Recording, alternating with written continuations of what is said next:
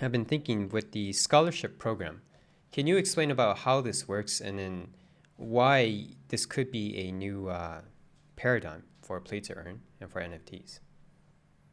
Yeah, absolutely. So again, it's something that does vary on a game-to-game basis. So within Axie Infinity, it's a case that there is two ways of kind of accessing the game. You can either access the game through a username and password, which allows you to play the game on a mobile device or desktop. In addition to that, there is the ability to log in with a MetaMask or Web3 wallets, which gives you the access to the underlying NFTs and tokens.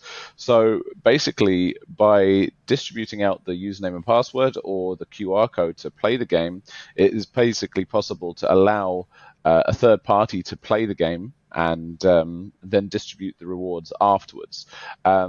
This does have some kind of drawbacks in the way that it's not permissionless and does rely on the kind of centralized or semi-centralized entity of the guild or scholarship leader being an ethical party and paying the scholars appropriately. Unfortunately, there are other not so ethical entities out there that are not as fair as YGG that don't pay the scholars as much yield.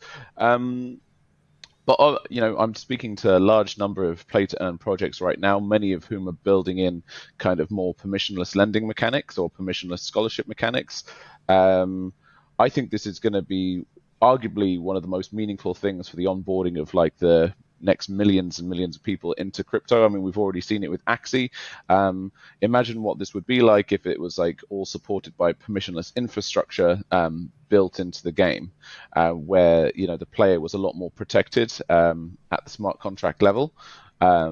It's going to be something very exciting to see, and I think we're going to see lots of different versions of these kind of lending mechanics. And obviously, it's important to remember as well that YGG is not the only scholarship out there. I mean, it's a we're a large play to earn guild, and there's lots of others out there as well. And we can imagine that this kind of business model is going to become an extremely meaningful business model. I mean, right now, look at the kind of revenue generated by just one protocol like Axie.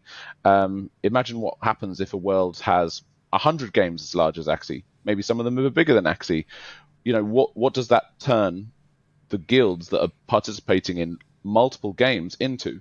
It turns them into like extremely powerful economic actors within a new digital economy and digital environment where people value digital assets. And we can see that there's this kind of mass migration of people's attention from the physical world to the digital world. We can see people with their heads buried in their phones on a day-to-day basis. People value what's created in a digital environment.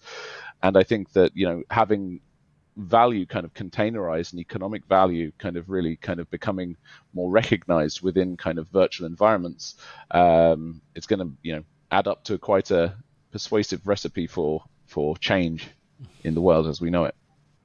Yep. Imagine so many people playing. Yeah, it's just a whole industry, right? It's being created.